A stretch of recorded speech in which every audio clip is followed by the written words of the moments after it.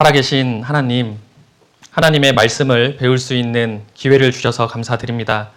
바쁜 일정 가운데에서도 시간과 마음을 내어서 말씀 앞에 나와왔습니다. 하나님께서 이 자리에 초대한 이유가 무엇인지, 또 하나님께서 인생에게 주시고자 하는 참된 진리가 무엇인지 알 수 있도록 도와주옵소서. 듣는 이로 하여금 오해와 편견 없이 하나님의 말씀을 마음을 열고 들을 수 있도록 도와주시고, 전하는 자에게는 하나님의 마음으로 긍휼히 여기는 마음으로 담대히 전할 수 있도록 지혜와 명철과 능력을 더하여 주시기를 간절히 기도드립니다. 오늘 말씀의 시종을 오직 하나님께 의지합니다. 이 모든 것 저희를 구원하여 주신 예수님의 이름으로 기도드렸습니다. 아멘. 우리 성경 말씀 한번 찾아볼 텐데요. 마태복음 22장입니다. 성경 찾는 게 쉽지가 않은데요. 옆에 계신 분이 도와주시면 좋을 것 같습니다. 그리고 성경이 없으신 분들은 앞에 화면을 보시면 되겠습니다. 마태복음 22장 29절입니다. 짧은 한 절의 구절이기 때문에 같이 한번 읽어보도록 하겠습니다. 예수께서 대답하여 가라사대 너희가 성경도 하나님의 능력도 알지 못하는 거로 오해하였도다. 예수님께서 사두개인을 향해서 하신 말씀입니다. 그들은 부활이 없다라고 생각하고 그 한 여인이 결혼을 했는데 자기 남편이 죽고 또 그 동생에게 시집을 갔는데 또 그도 죽고 그 다음 동생에게 또 시집을 갔는데 그도 죽고 그렇게 해서 천국에 가면 누가 그 여인의 남편이 되겠습니까? 라는 질문을 했던 거죠. 예수님께서는 말씀하시기를 천국에서는 결혼하는 일이 없다라고 이야기해 주시고 그들이 성경도 하나님의 능력도 알지 못하는 거로 오해했다라고 말씀하고 계십니다. 여러분 앞에 지금 한 권의 책, 성경이 놓여져 있습니다. 어떤 마음으로 이 성경을 바라보고 계실지 개인적으로 궁금합니다. 어떤 분은요, 눈이 반짝반짝 해가지고 어떤 말을 해줄까 이렇게 기대하는 마음으로 보시는 분이 간혹 있고요. 또 어떤 분들은 굉장히 불편한 마음으로 이 자리에 앉아 계신 분도 있으리라 생각이 듭니다. 바빠 죽겠는데, 힘들어 죽겠는데, 집에서 차라리 좀 쉬는 게 나을 텐데 계속 옆에서 말씀 들어보자고 이렇게 강권하는 바람에 어쩔 수 없이 이 자리에 오신 분들은요, 불편한 마음으로 앞을 똑바로 보지 않고요, 옆을 살짝 비켜보면서 이렇게 노려보고 계시는 분들도 있으리라고 생각이 듭니다. 왜 이렇게 불편할까? 그 속에 보면 사실 마음에 어떤 성경에 대한 또 하나님에 대한 교회에 대한 편견과 선입견이 있기 때문에 그렇다라고 생각이 듭니다. 특히 요즘과 같은 코로나 시대에 이 교회당에 와서 말씀을 듣자 이러면 불과 한 1년 전인가요? 저기 신천땡 그 종교 단체에서 집단 감염이 이루어지면서 사회적인 이슈가 되어진 적이 있습니다. 그 뒤로 이 교회에 나가는 또 이 코로나가 전파되는 그 주범이 이 종교 단체인 것처럼 계속 매스컴에 비추어졌고 또 전광땡 목사께서 이 정부에서 사실 이 국민의 안전을 위해서 이 방역 수칙을 잘 지켜달라고 권유하는 건데 그것을 종교 탄압이다라고 이야기하면서 정치적인 성향을 피는 그런 모습을 보면서 많은 실망감이 있었으리라 생각이 듭니다. 그런데 그것은 아주 일부의 사람들입니다. 그리고 올바른 하나님의 믿음과 사랑을 갖지 못한 사람들이라 생각이 듭니다. 하나님의 성경을 올바로 알게 되면 그 오해와 편견을 거치고 보게 된다면 우리는 하나님의 크신 사랑이 얼마나 큰지 우리에게 얼마나 큰 행복을 주시고자 하는지 알 수 있으리라 생각이 듭니다. 그래서 그 오해와 편견이라는 선글라스 딱 내려놓고요. 열린 마음으로 편안히 들어보았으면 좋겠습니다. 만약에 검은색 선글라스를 딱 끼고 보면 온통 세상이 검게 보이잖아요. 여기 한번 보시죠. 색 안경을 끼고 보는 세상은 어둡습니다. 근데 우리가 이 하나님의 말씀을 볼 때 편견과 선입견을 가지고 본다면 잘못된 시각으로 이 성경을 바라볼 수 있습니다. 편견이라는 것은 한쪽으로 치우친 공정하지 못한 생각이나 변화하기 어려운 견해다라고 정의하고 있습니다. 치우친 생각을 이야기하죠. 여러분에게도 편견이 있을걸요? 어느 날 차를 막 타고 가는데요. 옆에 차가요. 갈 듯 말 듯 왔다 갔다 하면서 이 신호의 타이밍도 잘 못 맞추고 가고 있어요. 그럼 저기에 어떤 분은요. 김 여사가 탔구나. 이러고 이미 생각하고 있어요. 근데 막상 봤더니 이렇게 창문을 내리고 뭐라고 하려고 딱 봤더니 어떤 등치큰 아저씨가 이렇게 있는 거예요. 어떻게 해요? 도로 창문 올리고 조용히 지나가죠. 아, 내가 편견에 쌓여 있었구나. 또 선입견이라는 말은 직접 경험해 보지 않은 상태에서 미리 마음속에 굳어진 변화하기 어려운 견해라고 정의하고 있습니다. 내가 직접 경험해 보지 않으면서 자기가 속단하는 것을 선입견이다라고 이야기합니다. 어떤 분은 죽으면 끝이지. 죽음 다음에 무슨 또 다른 세상이 있어. 그냥 이 세상 한평생 잘 먹고 즐기고 그렇게 행복하게 살다 가면 되는 거야. 이렇게 마음 먹고 계신 분이 있으십니다. 그런데 하나님의 말씀은요.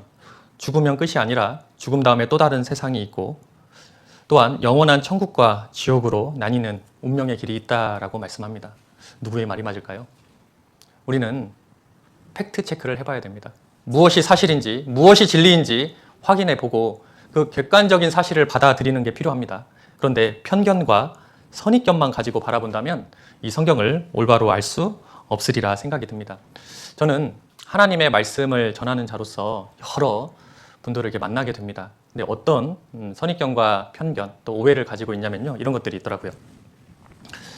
제가 주로 만나게 되는 오해하시는 분들을 보면 첫 번째는 나 교인 만들려고 하냐고 이 교회에 교인 늘려가지고 나 이렇게 힘들게 하려고 하냐고 주일에도 나오고 또 수요일 날도 나오고 뭐 새벽 기도에도 나오고 이 세상 살기도 힘들어 죽겠는데 나 교인 만들어서 그렇게 짐 지우려고 하냐고 이렇게 이야기하시는 분이 있습니다.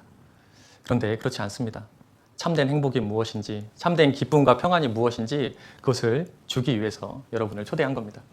또 어떤 분은 말하기를 교회 가면 헌금해야 되냐고 내가 보니까 교회도 사업이야. 다 돈 벌어먹으려고 하는 짓이야. 이런 선입견, 편견을 가지고 바라보는 분들이 있으십니다. 하나님은 거지가 아니십니다. 하나님은 우리에게 달라 하시는 분이 아니라 주시는 분, 베푸시는 분이에요. 우리에게 생명도 주시고 호흡도 주시고 만물도 주시고 오늘 하루를 살아갈 수 있도록 우리에게 공기도 주시고 모든 것을 허락해 주신 분이 하나님이십니다. 그 하나님에 대해서 오해하고 있는 거예요. 달라 하면서요. 또 어떤 분은요. 이 성경 교회 다니는 사람은 나약하기 때문에 나약한 사람이 의지할 데가 없어서 종교를 믿는 거라고 이렇게 오해하시는 분도 계세요. 근데 정작 이 하나님의 말씀, 성경을 믿는 사람 중에 미국에서는 대통령도 있고 훌륭한 정치가도 있고 사상가도 있고 과학자도 있고 이 세계에 영향력을 끼치는 많은 사람들이 하나님을 믿고 있습니다. 나약한 사람이 믿는 것이 아니라 하나님의 말씀을 올바로 알고 받아들이는 그 사람이 하나님을 믿는 거거든요. 이것도 오해입니다. 어떤 분은 또 말씀하시기를 기독교는 너무 배타성이 심하다고 그게 무슨 말씀이세요? 라고 여쭤보니까 아니 기독교 다니는 사람은 하나님만 옳고 다른 것은 다 틀리다고 이야기한다고 너무 독선적이다고 그래서 그런 하나님이라면 난 안 믿을 거라고 이렇게 말씀하시는 분이 계세요. 그런데 그것도 오해입니다. 진리라는 특징은 무엇이냐면 진리는 배타성을 가지고 있습니다. 절대적인 진리라는 것은 잘못된 것과 구분짓고자 하는 모습들이 있거든요. 예를 들면 제가 남자일까요? 여자일까요? 어떻게 보이세요? 네. 오해하실 분 아무도 없으시죠? 저는 남자입니다. 근데 이 남자다라는 것은 여자라는 것을 제가 여자가 아니다라는 것을 말해주는 거죠. 여자를 이렇게 배타성을 가지고 설명하는 겁니다. 또 해가 동쪽에서 뜬다라는 것은 해는 서쪽, 남쪽, 북쪽에서 뜨지 않는다라는 그 배타성을 가지고 있는 거예요. 지금이 낮일까요? 밤일까요? 밤이죠. 근데 누군가가 낮이다라고 이야기하면 어떻게 하시겠습니까? 그거 아니지 이렇게 이야기하시지 않겠어요? 그것도 맞고 지금도 맞아. 이거 화난 거 보니까 낮이지. 그렇게 생각해도 돼. 좋은 게 좋은 거야. 그것은 서로 좋은 거 이야기하자는 거지 진리를 이야기하자는 게 아니잖아요. 정말 참된 진리는 배타성을 가지고 있습니다. 정말 이 세상을 창조하신 분이 하나님이시라면 나를 어머니 태 속에서 지으신 분이 하나님이시라면 다른 우상과 구분 지어지는 배타성을 가질 수밖에 없는 겁니다. 나를 낳아주신 어머니, 나의 아버지가 한 분이시죠. 그렇죠. 그럼 그렇지 않은 것에 대해서는 배타성을 가질 수밖에 없죠. 진리라는 것은 배타성을 가질 수밖에 없습니다. 그런데 세상에서는 부분적인 진리를 가진 종교들이 많아요. 불교에도 부분적인 진리를 가진 내용들이 많이 있습니다. 좋은 내용들이 참 많이 있어요. 이슬람교에도 부분적인 진리, 좋은 내용들을 가지고 있는 게 있습니다. 그것이 일리 있다 그래요. 근데 부분적인 진리와 완전한 진리하고는 차이가 나는 거예요. 일리 있는 말하고 정말 진리된 말하고는 차이가 있는 거죠. 어떤 종교에서는 이것도 좋고 저것도 좋다고, 이것도 일리 있으니까 받아들이자고. 그런데 그것은 참된 진리가 될 수 없습니다. 그래서 우리가 가지고 있는 오해를 조금씩 풀어간다면 참된 하나님의 말씀을 올바로 알 수 있으리라 생각이 듭니다. 그렇다면 이 성경을 왜 배워야 될까요? 또 어떤 마음으로 들어야 될까요? 여기 욥기 성경을 한번 보겠습니다. 욥기 34장 여기 2절 4절 제가 읽어드리겠습니다. 화면 보시면 좋겠습니다. 여기 좀 더워하시는 분이 계신데요. 뒤에 창문 조금만 열어주세요. 지혜 있는 자들아 내 말을 들으며 지식 있는 자들아 내게 귀를 기울이라. 입이 식물의 맛을 변별함 같이 귀가 말을 분별하나니 우리가 스스로 옳은 것은 택하고 무엇이 선한가 우리끼리 알아보자. 먼저는 남 죽어도 안 들어, 이게 아니라 우선 들어보는 게 필요하죠. 내게 귀를 기울이라. 그 다음에 입이 식물의 맛을 변별함 같이, 우리 입은요 굉장히 예민합니다. 예를 들어서 상한 우유를 탁 먹었어요. 그럼 이게 상했는지 안 했는지 이렇게 판단하고 상한 것 같은데 하고 이렇게 내뱉으세요? 아닙니다. 상한 게 탁 들어오면요 바로 탁 내뱉거든요. 그렇죠. 입이 식물의 맛을 변별합니다. 그런 것처럼 귀가 그 말을 분별한다라고 말씀하고 있죠. 우선은 귀를 열고 들어보고 스스로 옳은 것은 택하고 무엇이 선한가 우리끼리 알아보자. 옳은 것은 택하는 거, 또 잘못된 것은 배척하는 거, 그것이 신사적인 마음입니다. 이번 성경 강연의 말씀을 마음을 열고 이렇게 들어보시고요. 정말 옳은 것이라면 내 것으로 딱 받아들이고, 정말 성경 가운데 하나라도 거짓이 있고 지어낸 이야기라면 배척하는 것이 필요합니다. 그것이 신사적인 마음이죠. 이 성경을 배우는 목적이 있습니다. 하나님께서는 우리에게 주시고자 하는 게 있는데요. 마태복음 11장에 보면 수고하고 무거운 짐진 자들아 다 내게로 오라. 내가 너희를 쉬게 하리라. 여러분 오늘 하루도 참 고생 많이 하셨죠? 새벽에 한 5시쯤에 이렇게 문을 열고 밖을 보면요. 그때 출근하신 분도 많이 계십니다. 많은 차들이 그 어두움을 뚫고 이 헤드라이트를 비추면서 출근하고 일하시는 분들이 참 많이 있더라고요. 이 인생은 참 행복하게 살려고 하는데 그 가운데 많은 고난과 고생과 어려움이 존재한다라는 것을 알 수 있습니다. 수고하고 무거운 짐진 자들아 다 내게로 오라. 예수님께서는 다 내게로 오라. 그 이유는 내가 너희를 쉬게 하리라. 우리가 이 세상에서 잠깐 만족을 얻어보려고 노력하며 살아갑니다. 남들에게 뒤처지지 않기 위해서, 또 우리 가족 행복하게 하기 위해서 정말 부지런히 살아가는데 그때 잠깐의 행복은 있는데 도로 수고하고 무거운 그런 마음을 갖게 될 때가 참 많이 있습니다. 이 교회에 나와서 말씀을 듣고자 하는 이유는 짐을 지어주기 위한 것이 아닙니다. 오히려 하나님이 주시는 참된 평안, 행복을 얻기 위해서 여러분을 초대한 겁니다. 그렇게 많은 짐을 짓고 있는 분에게 물어봅니다. 괜찮냐고, 힘들지 않냐고. 그럼 그분이 이렇게 이야기하죠. I'm okay. 나 괜찮다고, 나 살기 괜찮다고. 그런데 조금만 지나서 그 마음의 본심을 딱 들으면요. I'm broke. 내 마음에 깨지고 상처받고 힘들고 한 그런 것들이 있거든요. 수고하고 무거운 짐진 자들아 다 내게로 오라. 내가 너를 쉬게 하리라. 하나님께서는 참된 평안과 안식을 주기 위해서 여러분을 이 자리에 초대한 겁니다. 사람은 행복을 향해 달려갑니다. 어떤 분들은 내가 이것만 하면 행복할 것 같은데 하는 생각을 가지셔요. 학창 시절에는 1등만 하면 행복할 것 같았습니다. 고3 때에는 대학에만 가면 행복할 것 같았습니다. 대학에서는 취직만 하면 행복할 것 같았습니다. 총각 때는 결혼만 하면 행복할 것 같았습니다. 직장에서는 승진만 하면 행복할 것 같았습니다. 하나의 조건이 이루어지면서 행복할 듯 했는데 또 다른 조건이 나타나 행복을 가립니다. 여러분, 밥을 이렇게 먹으면요. 먹을 때는 어때요? 이 포만감도 들고 딱 만족이 있어요. 조금만 지나면 어때요? 도로 배고파지는 게 우리 인생입니다. 잠깐 얻는 행복은 있는데 또 다음 것들을 또 이루어야만 행복할 것처럼 느껴집니다. 근데 참된 행복은 참 하나님을 만났을 때 얻을 수 있습니다. 이 영상을 한번 보시죠.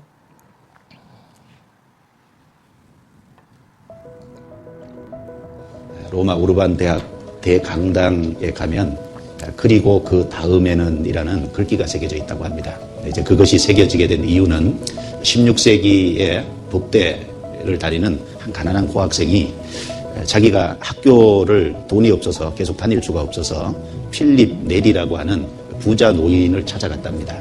그래서 자기의 경제적인 그 어려움을 호소하면서 도움을 요청했습니다. 필립 네리는 그 가난한 법대 고학생 얘기를 충분히 들어주고 그리고 경제적인 지원을 하겠다고 약속을 한 상태에서 그 학생에게 몇 가지 질문을 했다고 합니다.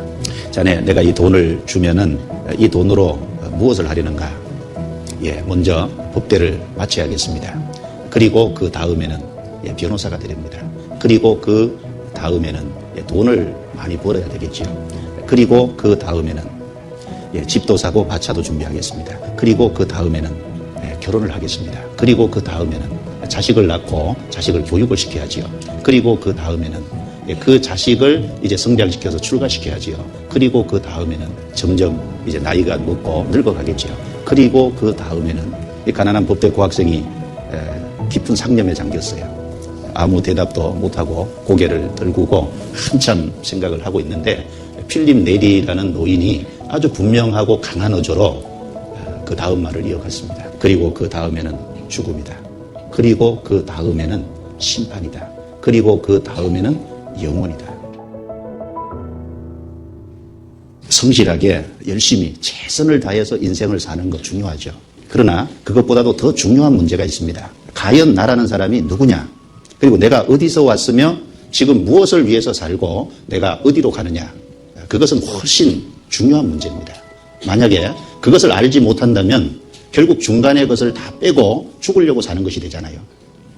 죽음에 대해서 깊이 생각해 보셨어요? 자, 내가 정말 누구며 어디서 왔으며 무엇을 위해 살고 어디로 가는지 자, 이 문제에 대해서 답을 해줄 수 있는 분이 누굴까요? 이건 아주 중요한 근본적인 문제인데 이 근본적인 문제에 대해서 답을 해줄 수 있는 분이 계시다면 정말 창조주 하나님이 계시면 그분만이 사람을 만드신 그분만이 그 답을 줄 수 있다는 겁니다. 어느 누구도 사람은 그 답을 줄 수 없습니다. 창조주 하나님만이 그 답을 줄 수 있는 거예요. 내가 누구고 어디서 왔으며 무엇을 위해 살고 어디로 가는지 참으로 아는 사람만이 인생을 올바르게 의미 있게 보람되게 살 수 있는 것이 틀림없을 겁니다. 하나님은 인생의 사용 설명서를 우리에게 주셨습니다. 그 인생의 사용 설명서를 알지 못하는 사람은 그 인생을 가치 있고 의미 있게 살아갈 수 없는 거죠. 이 인생은 내가 열심히 살았다, 또 내가 행복하게 살았다 하는데 의미가 있는 것이 아니라 이 인생을 얼마나 가치 있게 살았느냐가 중요한 거죠. 그 올바른 가치를 알기 위해서는 나를 창조해 주신 하나님을 만나봐야 됩니다. 부모를 잃어버린 아이가 있습니다. 그 아이에게 잠깐 사탕을 주면 즐거워할 수 있죠. 그런데 도로 울어버립니다. 그에게 진정한 만족을 주기 위해서는 누구를 만나야 될까요? 어머니를 만나야겠죠. 여기 한번 보시죠. 어떤 아이가 큰 그림을 그려놨습니다. 아마 어머니가 보고 싶어서 그런 것 같습니다. 그 심장 있는 쪽에 탁 웅크려 누워 있습니다. 이 아이에게 진정한 만족을 주기 위해서는 진짜 엄마를 만났을 때 마음에 참 행복이 있지 않겠습니까? 하나님께서는 우리를 창조해 주신 하나님입니다. 그렇다면 우리의 인생을 어떻게 살아가야 하는지도 또 우리가 어디서 와서 어디로 가야 하는지도 성경에 답이 있습니다. 그 답을 찾아보았으면 좋겠습니다. 요한복음 5장 39절에는 너희가 성경에서 영생을 얻는 줄 생각하고 성경을 상고하거니와 이 성경이 곧 내게 대하여 증거하는 것이로다 라고 말씀하고 있습니다. 여기요, 생소한 단어가 있죠. 영생, 영원한 생명을 이야기합니다. 우리가 인생을 이야기하기를 한자로 생, 노, 병, 사라고 이야기를 합니다. 사람은 출생을 해서 언젠가는 죽음을 맞이합니다. 그것이 우리의 인생이다라고 이야기하는 거죠. 그 중간에 나이듦, 늙음과 또 병, 질병이 있은 다음에 죽음이 있다라고 이야기하죠. 한자는 상형 문자이기 때문에 그 안에 뜻이 있습니다. 이 날생자는 이 흑토자 위에 마치 새싹이 이렇게 올라오는 모습, 살아있는 모습을 나타내는 겁니다. 근데 흙 속에 이미 생명의 씨앗이 심겨졌기 때문에 그렇게 싹이 올라오는 거죠. 사실 우리가 출생하기 전에 살았던 곳이 있습니다. 어디였냐면 어머니 태속에서 10달을 살고 이 세상으로 이사 온 겁니다. 이 세상은 성경에 말씀하시기를 우리의 연수가 70이요 강건하면 80이라도 우리가 평균 수명이 한 7, 80년 살아가죠. 건강한 육체를 가지고 그나마 살아갈 수 있는 그 나이가 7, 80 정도 됩니다. 여기 늙을 놀자를 보면요. 여기 땅에 지팡이를 짚고 있잖아요. 이거 이제 사람 빗자, 사람이 땅에 지팡이를 짚고 있는 모습. 그래서 늙은이의 원어가 뭐냐면 낙다에서 왔대요. 낡은이, 점점 낡아진다라는 뜻을 가지고 있죠. 우리는 사실 하루하루 죽음으로 가고 있는 여정 중에 있다라는 것을 알 수 있습니다. 그 다음에 우리에게 병이 찾아옵니다. 머리 두 자에 나무 조각 장자를 표현한 거잖아요. 그리고 열병자고요. 그 큰 나무 침대에 이렇게 들어 누워 있는 그런 모습을 형상화한 겁니다. 우리 어르신들 보면 나 연세가 들면 들수록요 약이 어때요? 계속 늘어나잖아요. 어디 아들네 집 가면요 약봉다리를 한 봉다리 싸가고 갑니다. 오래 있지도 못해요. 약 떨어지면 돌아와야 돼요. 그렇죠. 점점 나이가 들면서 병이 들고 있죠. 그 다음에 뭐가 있을까요? 죽음이 있습니다. 한 번 죽는 것은 사람에게 정하신 것이요 그 후에는 심판이 있으리니. 어떤 분은 죽으면 끝이다 라고 이야기하시는 분이 있어요. 정말 죽으면 끝일까요? 저는 하나님 말씀대로 죽음 다음에 심판이 있고 영원한 천국과 영원한 지옥이 있다라고 이야기를 드리면요. 믿지 않는 분은요. 죽어봤냐고. 가서 심판 받아보고 천국과 지옥 구경이나 해봤냐고 이렇게 물어보세요. 반대로 생각해 볼까요? 그러면 죽으면 끝이라고 하는 당신께서는 죽어보셨냐고요. 정말 죽으면 끝이 맞냐고요. 이렇게 되물어 볼 수 있습니다. 정말 죽으면 끝일까요? 아니면 하나님의 말씀처럼 죽음 다음에 심판과 영원한 천국과 지옥이 있을까요?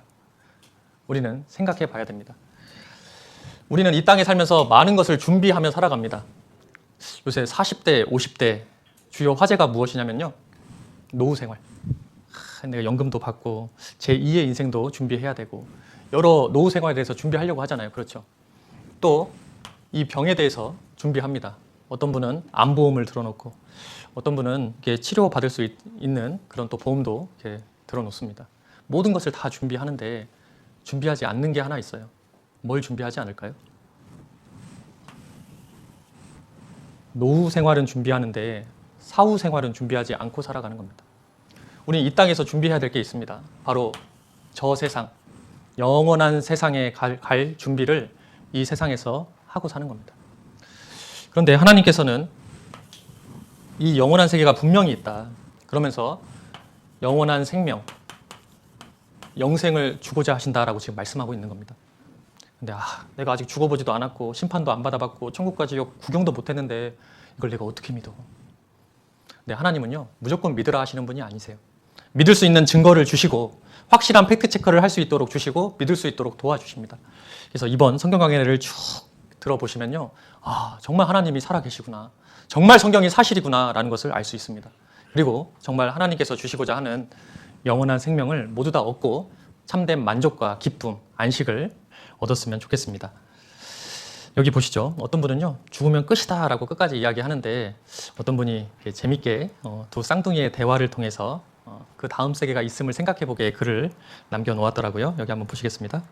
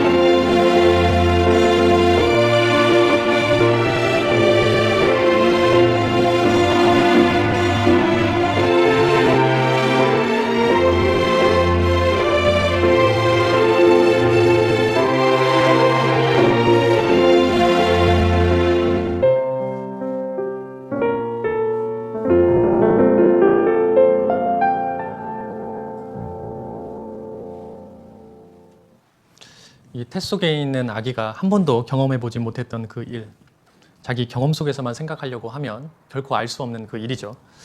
저희 아이가 5살 때 숫자 계산을 하는데 2 더하기 5는 하면 바로 이제 숫자 계산이 안 되니까요. 바둑알을 가져옵니다.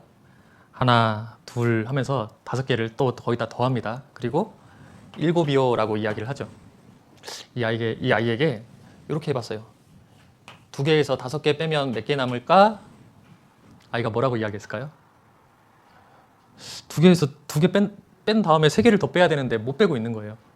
그 아이는 아직 마이너스라는 개념을 알지 못하죠. 이 개념을 알면 너무나 쉽게 구할 수 있는데 알지 못하면 오해하게 됩니다.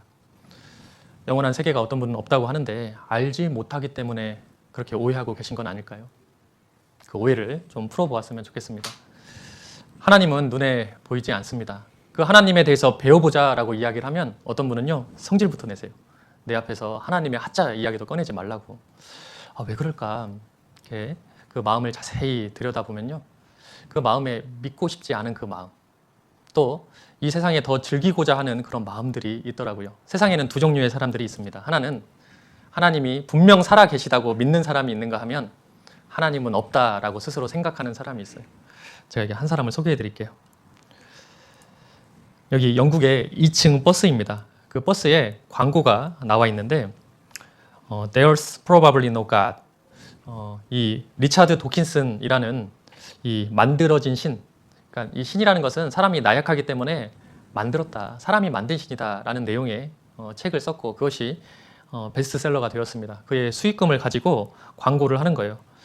아마도 자기가 단정 지을 수는 없잖아요. 그러니까 아마도 하나님은 없을 것입니다. 근데 그 이유가 무엇인가 봤더니요, Now stop worrying and enjoy your life. 이제 걱정 그만하고 마음껏 즐기라고. 마음껏 즐기고 쾌락 가운데 살고 싶은 마음이 있기 때문에 하나님이 없었으면 좋겠다 하는 거예요. 여러분이 그 운전을 하고 가다가 제가 신호 위반을 딱 했네요. 그러면 경찰이 있었으면 좋겠어요? 없었으면 좋겠어요? 없었으면 좋겠죠. 마찬가지입니다. 마음껏 죄 짓고 싶은데, 마음껏 즐기며 살아가고 싶은데 하나님이 있다 하면 문제가 생기거든요. 제가 얼마 전에 한 청년 대학생을 이렇게 상담하는 일이 있었습니다. 근데 어렸을 때부터 이 말씀을 배워가지고 이 말씀이 사실이라는 것을 너무나 잘 알겠대요. 그런데 밖에서 너무 놀고 싶은 거예요. 그래서 말씀 일부러 자기가 안 듣는다고, 저거 더 들으면 내 양심에 너무 찔려서 마음껏 못 놀 것 같다고, 그래서 말씀을 안 듣더라고요. 이 하나님을 믿지 않는 그 사람들 마음속에 이런 게 있는 겁니다. 시편 14장 1절에 보면 어리석은 자는 그 마음에 이르기를 하나님이 없다 하도다. 저희는 부패하고 소행이 가증하여 선을 행하는 자가 없도다. 왜 하나님이 없다 그러냐면요, 저의 마음이 부패하고 그의 행동이 가증해서 선을 행하는 것이 없기 때문에 하나님이 없었으면 좋겠다 하는 겁니다. 사실 양심대로 바르게 살아가고자 하는 사람들은요, 하나님에 대해서 함부로 이야기하지 않습니다. 하나님이 뭐 잘못한 게 없잖아요. 여러분에게 뭐 손해 입힌 거 있나요? 오히려 여러분이 살아갈 수 있도록 이 세상을 창조해 주셨고, 여러분을 가장 존귀한 존재로 하나님의 형상을 닮아서 어머니 태 속에서 만들어 주시고, 오늘 살아갈 수 있도록 공기도 주시고요. 여러분이 먹었던 쌀 한 톨, 하나님께서 태양을 1000시간 이상 비춰줘야 그 쌀 한 톨이 생기는 겁니다. 그 쌀을 먹고 우리가 오늘 살아가고 있습니다. 이곳에 올 때 기름 넣고 차 타고 오셨을 텐데요, 그 땅 속에 있는 기름을 빼내서 그거 타고 오신 거잖아요. 우리가 옷을 입고 있는데 하나님께서 주시는 원재료를 가공해서 우리가 입고 있는 겁니다. 모든 것을 하나님께서 주셨는데 왜 하나님을 원망하고 왜 하나님을 대적하며 살아갈까요? 그 마음에 부패하고 소행이 가증한 그런 마음이 우리 속에 있기 때문에 그렇습니다. 또 어떤 분은요, 하나님 있으면 내 앞에 딱 보여줘봐, 그럼 믿을게, 이렇게 악한 말 하시는 분이 계세요. 여러분, 세상에는 보이지 않는 것들이 너무나 많습니다. 보이지 않으면 없을까요? 제가 얼마 전에 한 기사를 읽는데요, 여기 김해의 한 병원에서 여기 MRI 촬영을 하는데 옆에 있던 이 산소통이요, MRI로 쭉 빨려 들어갔습니다. MRI는 이 자력, 이 자성에 의해서 하는 그런 검진 도구이잖아요. 근데 이 철제로 된 산소통을 옆에다 둔 거예요. 근데 이 자성, 자기력이요, 눈에 보일까요? 안 보일까요? 안 보여요. 그런 거 눈에 다 보였으면 이런 거 두지 않았겠죠. 그렇죠? 세상에는 눈에 보이지 않는 것들이 너무나 많습니다. 눈에 보이지 않는다고 해서 무조건 없다 하는 것은 어리석은 겁니다. 세상에는 보이지 않는, 너무 작아서 보이지 않는 세균도 있을 수 있고, 또 너무 멀리 있어서 보이지 않는 별들도 있습니다. 또 하나님도 눈에 보이지 않는 분이십니다. 왜 하나님은 눈에 보이지 않으실까?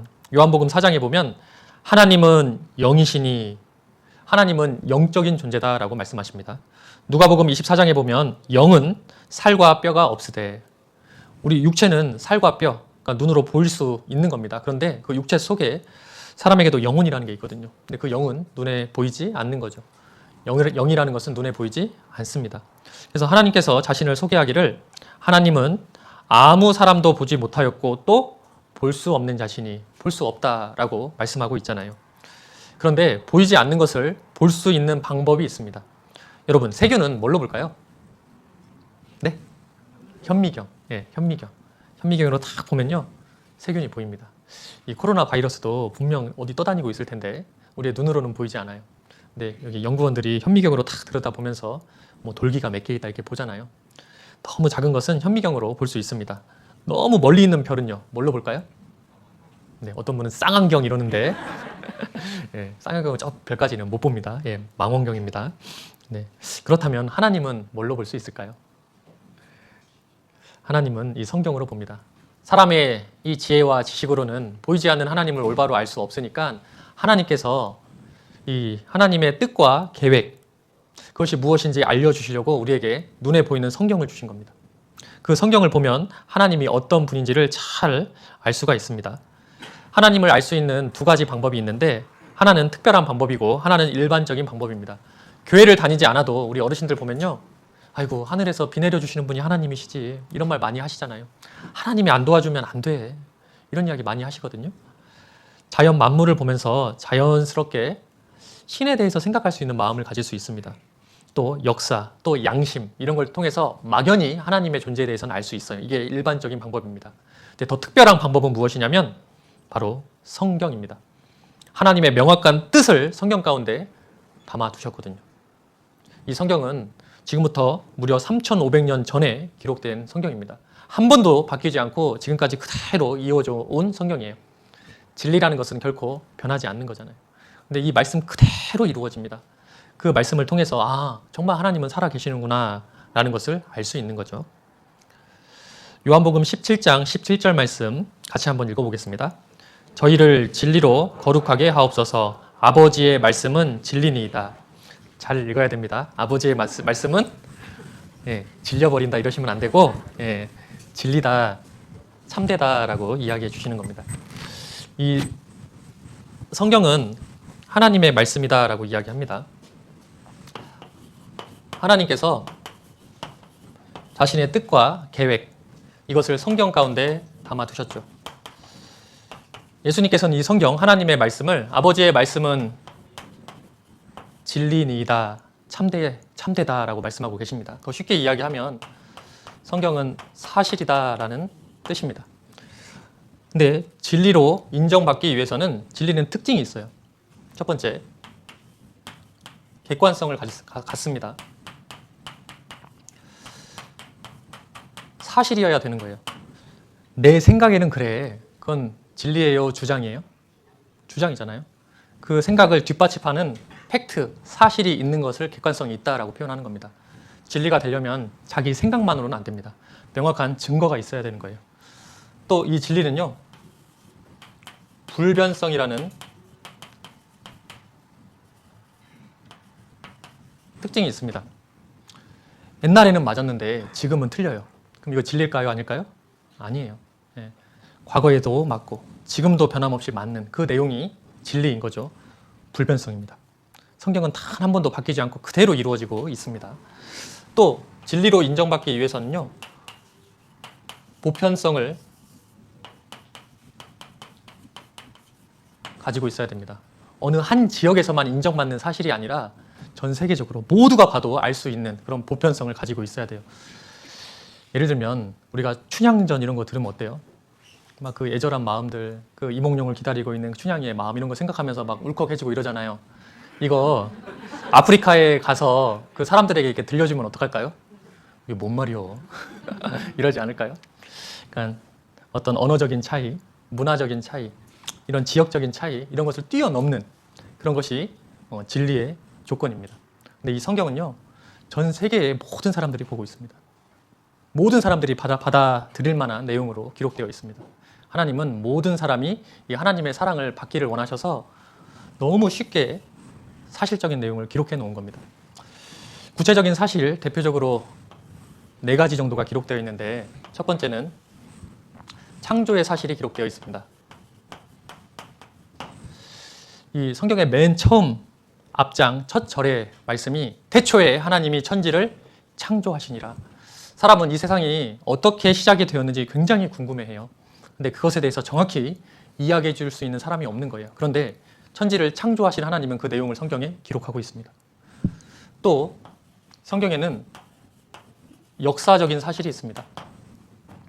성경 구약 성경이 총 39권이죠. 네, 갑자기 생각이 안 나네요. 거기 보면 17권의 역사서, 또 5권의 시가서, 또 17권의 애언서가 이렇게 기록이 되어 있습니다. 그러니까 역사와 애언 전부 다 사실은 역사와 관련된 이야기거든요. 이렇게 역사에 관련된 이야기를 많이 담고 있을까요? 객관적인 사실인 것을 분명히 밝히기 위해서 그렇습니다.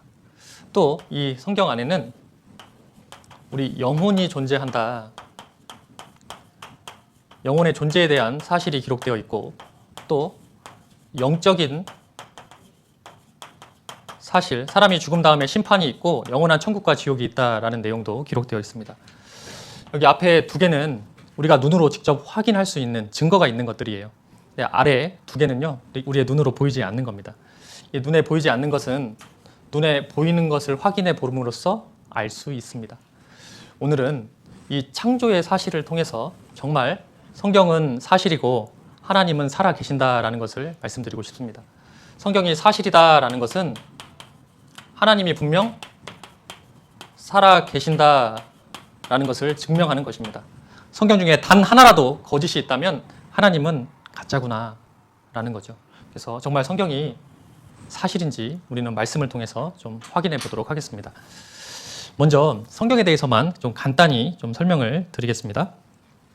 성경은 굉장히 놀라운 책입니다.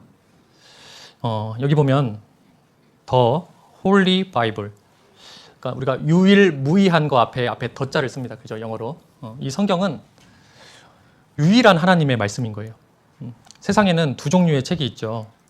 여기 이사야 34장에 보면 너희는 여호와의 책을 자세히 읽어보라. 그러니까 하나님의 책이 있다라는 겁니다. 세상에는 사람의 책과 하나님의 책이 있는데 사람과 하나님의 능력이 다르잖아요. 우리 어린 아이와 어른의 이 수준 차이가 다릅니다.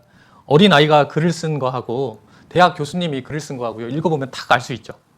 대학 교수님은 막 알 수 없는 전문 용어를 사용해서 아주 논리적으로 쭉 씁니다. 근데 우리 아이들은 그런 거 없어요. 그냥 생각나는 대로 쓰잖아요.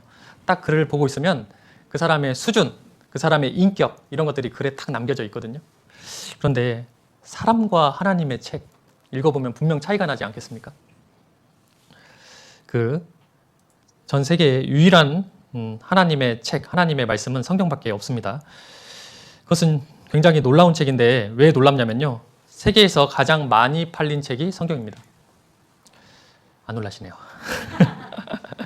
얼마나 많이 팔렸냐면요, 우리가 어떤 책에 관심을 갖냐면 이거 많이 팔렸는데 이러면 괜히 나도 지식인인데 뒤질 수가 없지, 나도 한번 읽어봐야지, 이런 마음이 올라오잖아요. 그래서 남들 보는 책이면 자기도 이렇게 보고 싶은 마음이 이렇게 듭니다. 근데 전 세계에서 가장 많이 팔린 책이 바로 성경입니다. 지난 50년간 그 판매된 부수를 따져보니까 39억 부 이상이 팔린 거예요. 여기 2위부터 10위까지의 모든 책의 권수를 다 합쳐도 성경 1위인 성경의 판매 부수를 넘어설 수 없습니다. 그러니까 압도적인 1위가 바로 성경인 거예요. 또 이 성경은 가장 많은 언어로 번역된 책입니다. 성경 말고 가장 많은 언어로 번역된 책이 뭘까요? 네? 네네. 뭔가 모르겠는데. 네. 예, 그 어린 왕자라는 책입니다. 무려 253개 언어로 번역되어 있습니다. 우리 불경 있잖아요, 불경. 50개 언어로 번역이 되어 있거든요. 그럼 그걸로 따지면 253개니까 엄청 많은 언어로 번역되어 있죠. 근데 성경은 2019년 말에 3,395개 언어로, 또 코로나 상황 속에서도 3,435개, 최근에 더 번역이 되었습니다. 그러니까 아주 소수 민족의 언어로도 다 번역이 되어 있는 거예요. 어떤 사람은 이 번역을 위해서 자기 인생을 바칩니다. 도대체 이 성경이 무엇이길래 이 번역하는 일에 자기의 인생을 바칠까요? 그리고 전 세계 모든 사람이 볼 수 있도록 왜 이렇게 많은 언어로 번역되어 있을까요? 하나님은 모든 사람이 구원받기를 원하신다 그러셨습니다. 이 성경을 알아야 구원받을 수 있기 때문에 모든 사람에게 이 성경을 볼 수 있도록 해주시는 거죠. 또 이 성경은 많은 영향력을 미친 책입니다. 여기 라이프지에서 1000년간 100대 사건을 조사했는데 1위가 성경 인쇄였습니다. 그 전에는 카톨릭에 의해서 모든 지식들이 차단되어 있었습니다. 그런데 이 인쇄술이 발전하면서 성경을 인쇄해서 보기 시작을 했어요. 많은 사람들이 성경을 보니까 교황이 이야기했던 것이 성경적이지 않다라는 것을 알게 되고 이 지식층이 이제 깨어나게 되는 거죠. 그래서 많은 이렇게 변혁의 일이 있었습니다. 그래서 1000년간 100대 사건 1위는 성경 인쇄다. 여기 보면 그들은 성경을 믿었습니다. 그들이 누굴까요? 링컨, 미국의 16대 대통령입니다. 이 성경은 나약한 사람들만 믿는 게 아니에요. 아인슈타인, 이 현대 물리학의 아버지라고 이야기합니다. 상대성 원리를 이야기를 했죠. 톨스토이, 러시아의 대문호입니다. 또 슈바이처, 이 아프리카에서 선교를 했고 의료 활동을 했던, 또 병원을 지었던 사람이죠. 뉴턴, 그 만유 인력의 법칙을 발견한 뉴턴 과학자입니다. 마틴 루터, 종교 개혁을 일으켰죠. 리빙스턴, 이 또한 선교사입니다. 섹스피어, 그 영국의 그 유명한 그 세계 4대 비극을 이렇게 만들었던 극 작가입니다. 칸트, 철학가죠. 헤르만 헤세, 데미안이라고 하는 작품으로 노벨 문학상을 받은 사람입니다. 또 J.R. 톨킨, 반지의 제왕이라는 책을 지었던 사람이죠. 사실 전 세계사에 영향력을 주는 그 사람들이요, 성경을 믿었습니다. 성경은 정말 힘없는 나약한 사람들이 믿는 게 아니에요. 여기 1800년대 이렇게 교회 앞에서 이렇게 기도하는 그런 모습들을 가지고 있습니다. 옛날에만 이렇게 기도했을까요? 지금도 동일하게 기도합니다. 여기 한 병원의 홍보 문구였는데, 수술을 앞둔 환자는 두렵습니다. 가족들과 떨어졌습니다. 혼자 누워있는 사이 마음은 한없이 작아집니다. 괜찮겠지? 문제가 생기는 건 아닐까? 아마 어떤 암 수술을 앞두고 있는 것 같습니다. 집도이의 낮은 목소리, 수술과 환자를 위해 기도하겠습니다. 생명의 주인이신 하나님, 수술하는 의료진의 손을 붙잡아 주시고 이 환자를 지켜 주옵소서. 이 전문의는요, 여러 차례 이 수술을 했을 거예요. 그런데 생명이 자기에게 있지 않다라는 것을 알고 있기 때문에 하나님께 기도하고 있는 겁니다. 수술실에서는 최고의 명의조차도 넘을 수 없는 한계가 존재합니다. 그래서 수술을 시작하기 전 한 마음으로 기도합니다. 그분이 들으실 테니까요. 이 성경은 나약한 사람, 옛날 사람만 하는 것이 아니라 정말 하나님을 올바로 아는 사람, 생명의 근원이 어디에 있는지를 정확히 아는 사람이 하나님께 기도하는 거죠. 또 이 성경은 무려 1600년 동안 기록된 책입니다. 이 성경은 BC 1500년, 그러니까 예수님이 이 땅에 오신 날을 기준으로 BC, Before Christ, 예수님 오시기 전과 아노 도미니, AD, 주의 해라는 뜻입니다. BC와 AD로 나뉘게 되는데, 예수님 오시기 1500년, 지금으로 말하면 3500년 전에 이 창세기 성경이 기록되기 시작을 했습니다. 그리고 신약 성경의 마지막 성경인 요한계시록은요, 지금부터 약 1900년 전에 완성이 됐습니다. 무려 1600년간 기록이 되었어요. 사람이 기록을 했으면 이렇게 기록할 수 없잖아요. 사람의 연수가 한계가 있기 때문에요. 근데 하나님은 사람을 들어서 이 내용을 기록하게 했습니다. 총 66권의 성경이 있는데, 기자, 저자라고 하지 않고 기자라고 했습니다. 기자는 어때요? 이렇게 받아 기록한 사람을 기자다라고 이야기하죠. 여기에는 어부, 학자, 목동, 의사, 장군, 이런 사람들이 있습니다. 저자는 누굴까요? 하나님. 성경 곳곳에 하나님이 가라사대, 여호와께서 말씀하시기를, 이런 말씀들이 쭉 있거든요. 어떤 사람이 그걸 쭉 세봤대요. 구약 성경에만 3800번 이상 나옵니다. 그러니까 하나님의 말씀이다라는 것을 알 수 있죠. 베드로후서 1장에 보면 예언은, 그러니까 성경의 예언을 말씀합니다. 언제든지 사람의 뜻으로 낸 것이 아니요 오직 성령의 감동하심을 받은 사람들이, 입은 사람들이 하나님께 받아 말한 것임이니라. 받아 말한 것임이니라. 쉽게 말해서 받아쓰기 한 책이다. 하나님의 뜻을, 성령의 감동함을 입은 사람들이 받아 기록한 책이 바로 성경입니다. 여기 대통령께서 연설을 하면 기자들이 받아 적잖아요. 이 내용을 신문 기사에 탁 냅니다. 그럼 이 기자의 내용인가요? 대통령의 내용인가요? 당연히 대통령의 내용이죠. 마치 그와 같습니다. 하나님께서 성령의 감동하심을 입은 사람을 통해서 받아 기록하게 한 책이 바로 이 성경인 거예요. 그래서 여기 에레미야 성경은 여호와께로서 말씀이 에레미야에게 임하여 이르시니라. 하나님의 말씀이 에레미야에게 임한 거죠. 내가 내게 이른 모든 말을 책에 기록하라. 그래서 에레미야 성경이 된 겁니다. 또 여호와의 말씀이 부시의 아들 제사장 나 에스겔에게 특별히 임하고, 에스겔에게 임한 말씀이니까 에스겔 성경. 호세아에게 임한 여호와의 말씀이라. 그러니까 호세아 성경. 여호와의 말씀이 아미떼의 아들 요나에게 임하니라. 그러니까 성경 곳곳에 하나님께서 성령의 감동함을 입은 사람에게, 선지자에게 기록하게 하셨다라는 내용이 계속 나오는 겁니다. 성경은 하나님의 말씀입니다. 이 성경은 진리이기 때문에 불변하다고 그랬죠. 근데 사람들이 놀라는 거예요. 아니, 어떻게 성경이 저렇게 하나도 틀리지 않고 그대로 맞을 수 있을까? 나중에 후대의 사람들이 혹시 고쳐 적은 것은 아닐까 하는 의문들이 있었습니다. 구약 성경이 완성된 것은 BC 400년경입니다. 성경은 이렇게 받아 적어서 이렇게 사본들이 많이 남아 있습니다. 그런데 1947년 이전에 가장 오래된 사본이요, AD 900년에 맞소라 사본이 가장 오래된 성경이었습니다. 그럼 무려 1300년의 차이가 이렇게 나잖아요.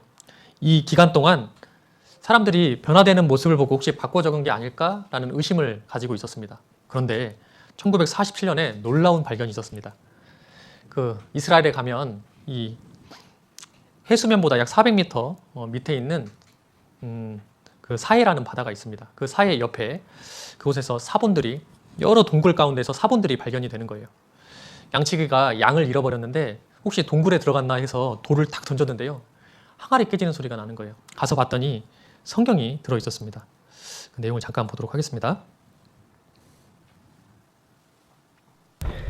이곳이 20세기 최고의 고고학 발굴로 기록된 쿰란 제1동굴입니다.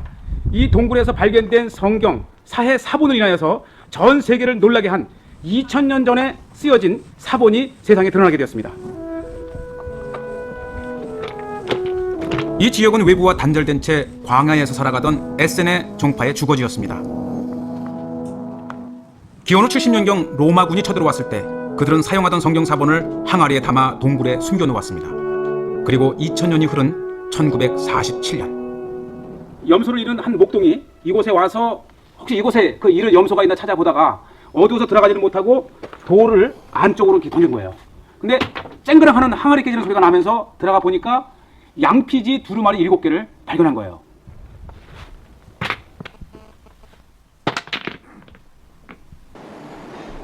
(2000년) 동안 잠들어 있던 항아리에는 동물의 가죽을 이용한 양피지 두루마리가 있었는데요. 목동들이 찾은 두루마리가 고고학자들의 손에 들어간 결과 2000년 전에 쓰인 성경의 사본이란 것이 밝혀졌다고 합니다. 건조한 날씨 덕분에 두루마리들은 비교적 완전하게 보존될 수 있었습니다. 당시 발견된 사본의 대부분은 히브리어로 쓰여져 있었는데요. 종교인들의 삶을 기록한 문서들은 그 시대를 이해하는 데 생생한 자료가 된다고 합니다.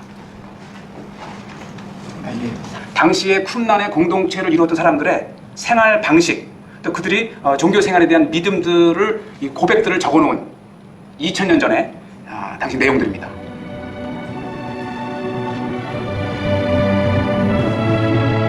제1동굴을 발견한 뒤 주변 지역을 발굴했는데요. 두루마리가 보관된 동굴 10여 개에서 문서 1000여 개를 더 찾게 됩니다. 특히 제4동굴에서는 성경의 이사야서 66장 전권이 발견되었습니다. 저 너머 또 어딘가에 아직 발견되지 않은 문서들이 더 있겠죠. 그 쿰란 동굴의 사본을 비교해 봤더니요, 예전 그 맞소라 사본과 쿰란 동굴에서 발견된 사본을 확인해 보니까 전혀 고쳐 적어지지 않았다라는 것을 알게 되었습니다. 성경은 불변성을 가지고 있습니다.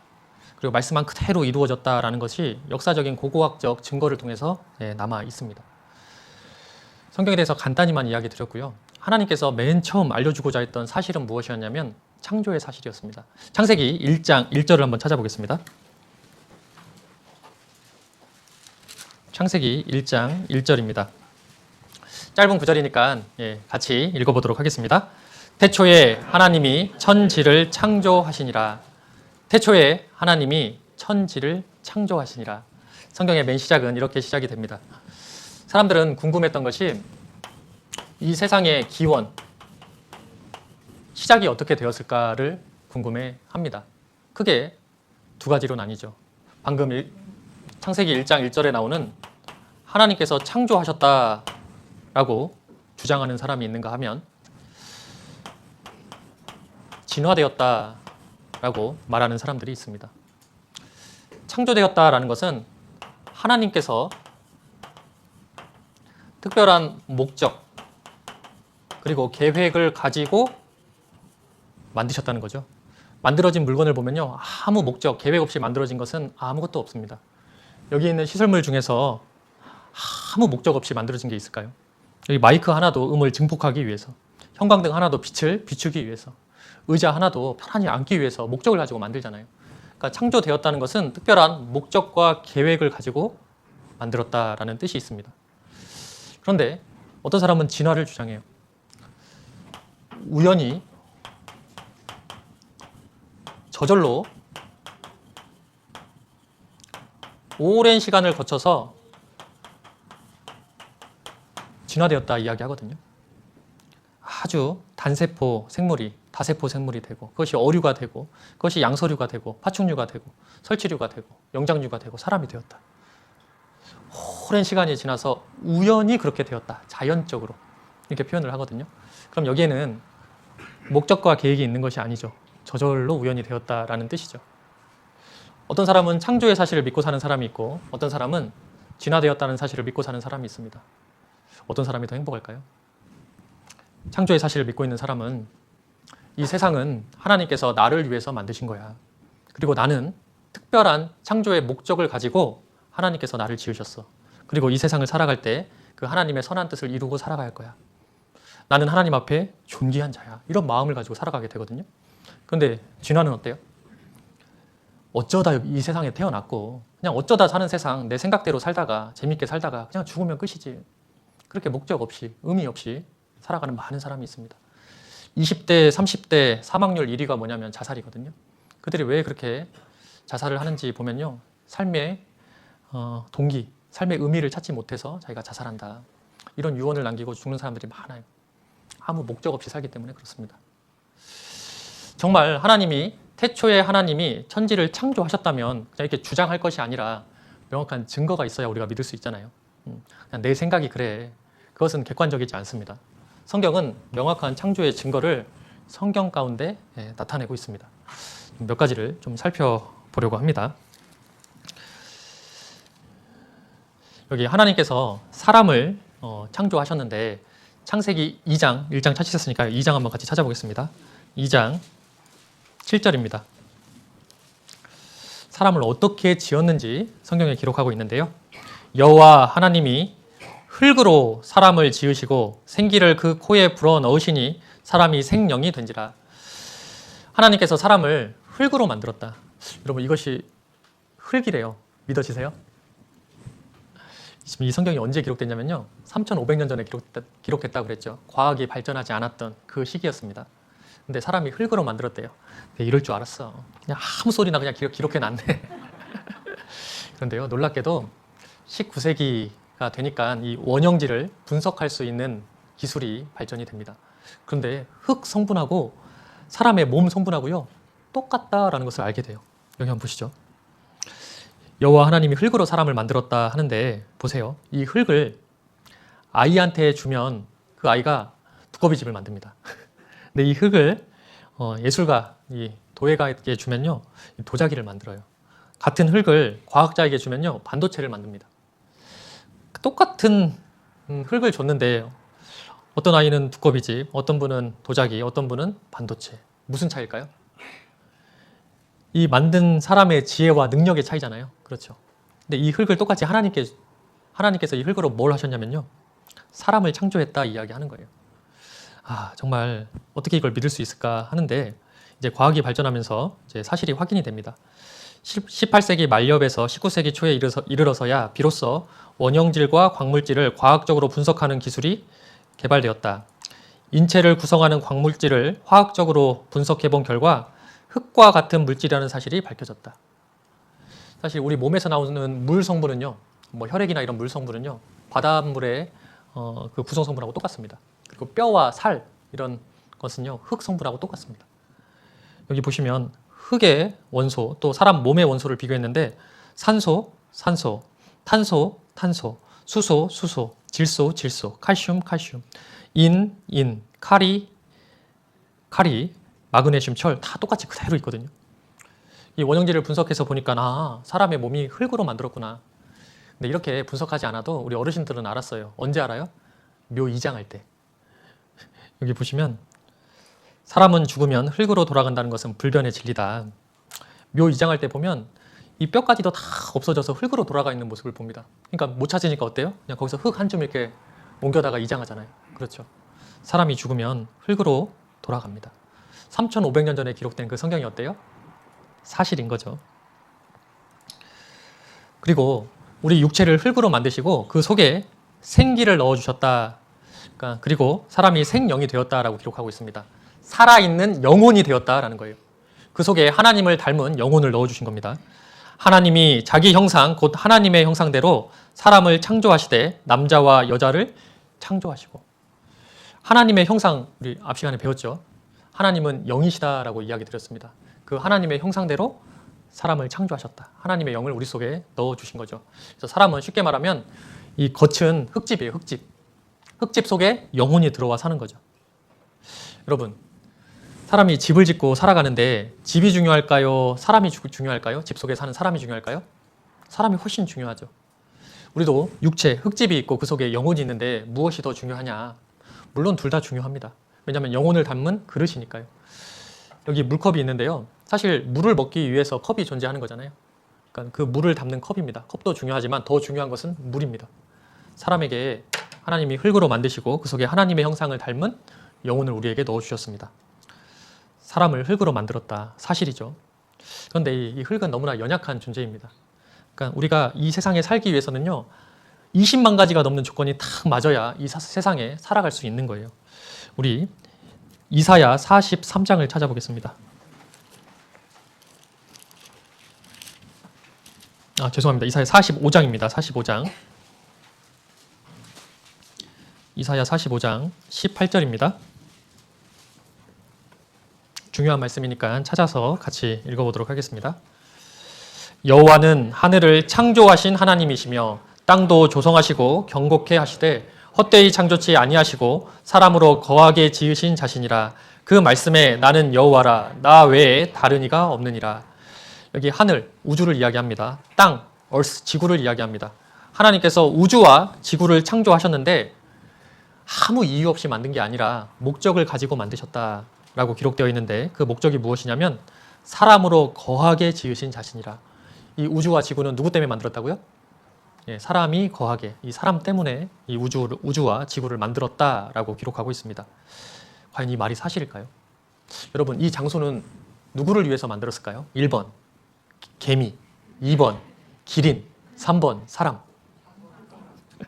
말도 안 되는 질문하죠. 사실 기린을 여기다 넣으려면요 이렇게 골을 낮게 안 했을 거예요. 그렇죠? 기린이 있는 그 사육장을 가면 하늘이 뻥 뚫려 있습니다. 왜냐하면 키가 크니까요. 개미가 있을 거면 이렇게 넓게 짓지 않았을 거예요. 흙으로 덮어놓고 이렇게 해놨을 거예요. 그렇죠?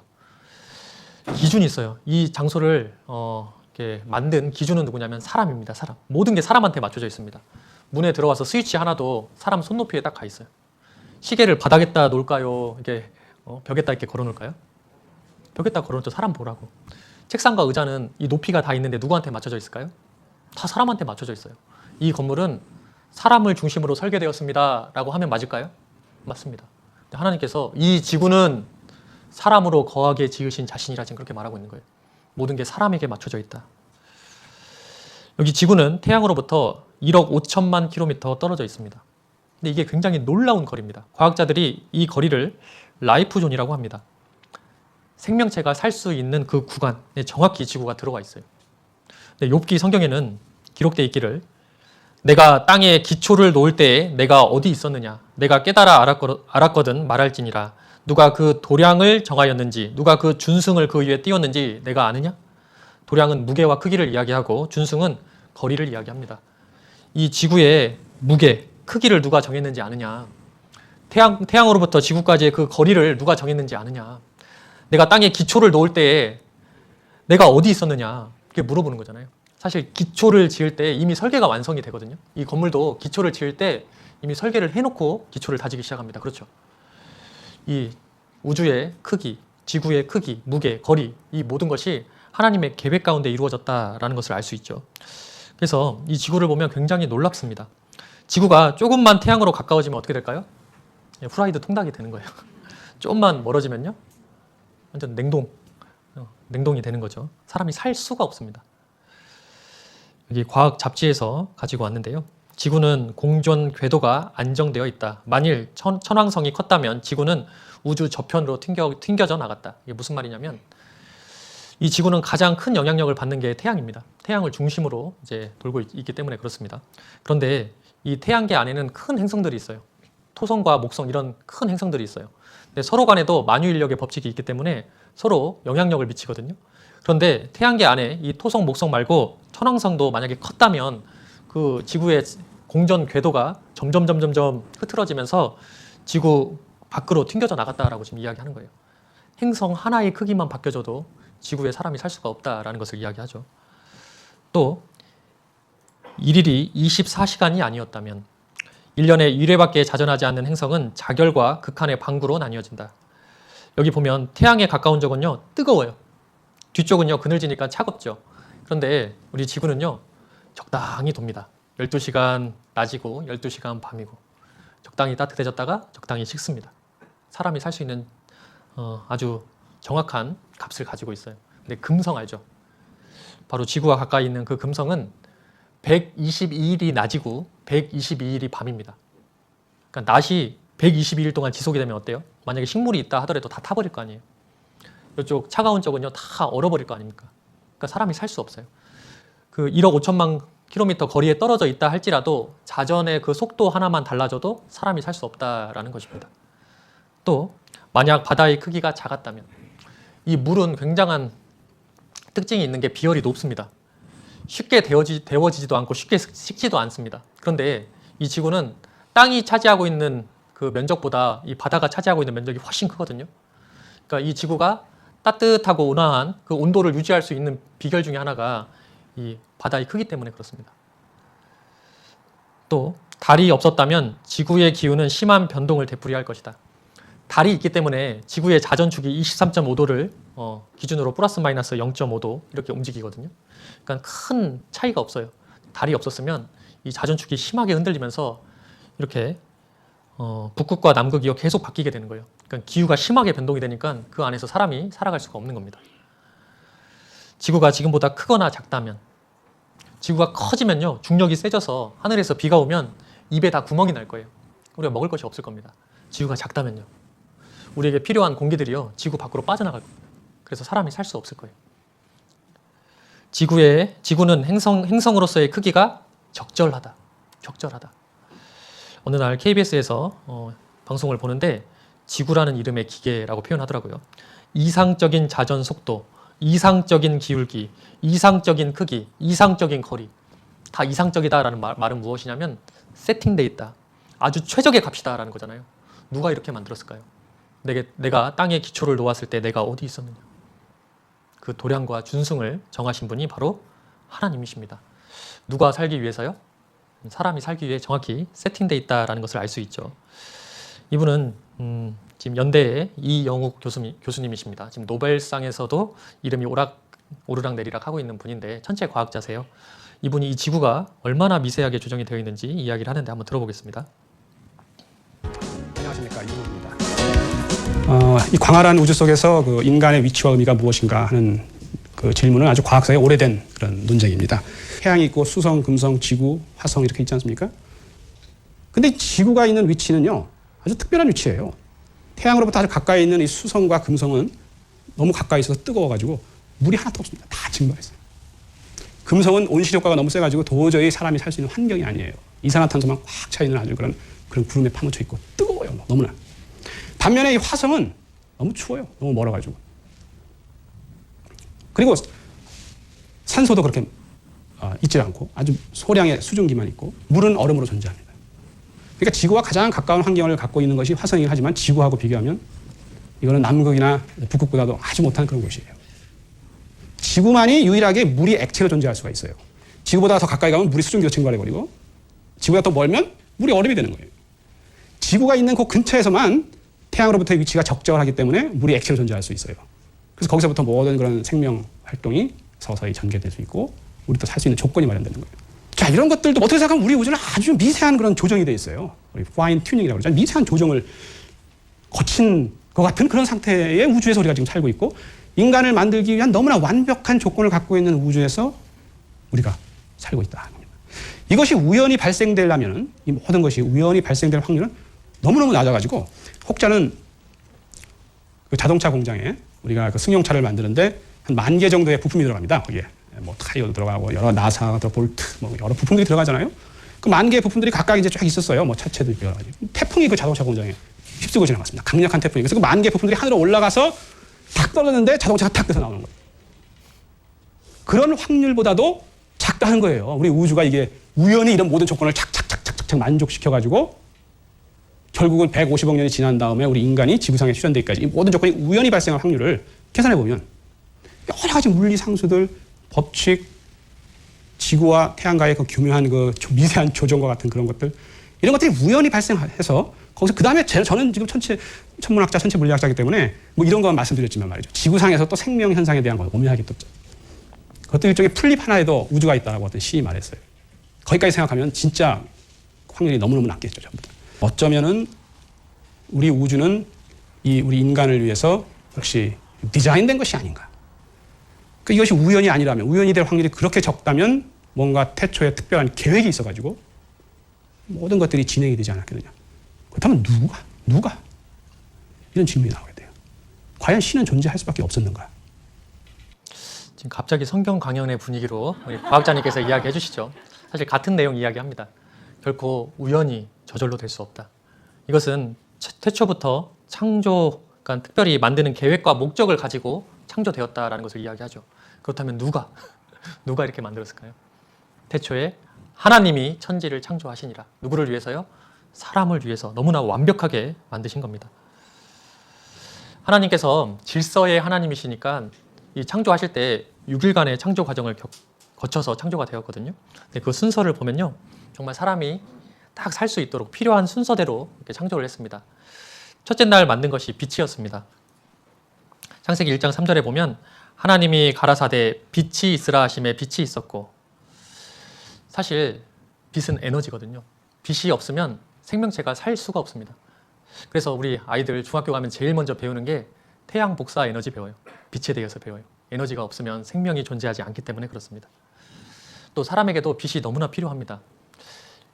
요즘 이렇게 걷기 운동할 때 우리 아줌마들 이렇게 보면 얼굴을 다 가리고 다녀요. 네, 태양을 피하는 방법을 해서 막 토시 다 하고 장갑 끼고. 그런데 그게 건강에 좋지는 않습니다. 자외선, 그러니까 태양빛을 30분 이상 이렇게 받으라고 그러잖아요. 우리 사람은 흙집이라고 그랬는데 만약에 집에 햇볕이 들어오지 않으면 어떻게 될까요? 곰팡이가 납니다. 그렇죠.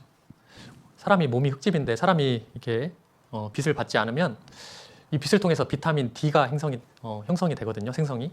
이 비타민 D는 면역을 높여주는 그런 비타민입니다.